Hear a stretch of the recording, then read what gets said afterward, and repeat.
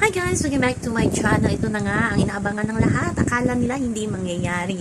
Ito na nga, nagkita sina Boy Abonda at Bea Alonzo. Si Bea Alonzo ay nag-guest sa Fast Talk ni Tito Boy. Alam naman natin na si Tito Boy talagang pumasa ng katahimikan noon ni Dominic Roque at ni Bea Alonzo. Nahiwalay na ang dalawa. At ito na nga, at nag-release din ng kanilang sa uluubin itong si Dominic Roque at si Bea Alonzo na hindi na, yung nagsalita ay hindi nag-ask ng consent nila. Di si Tito Boy yun.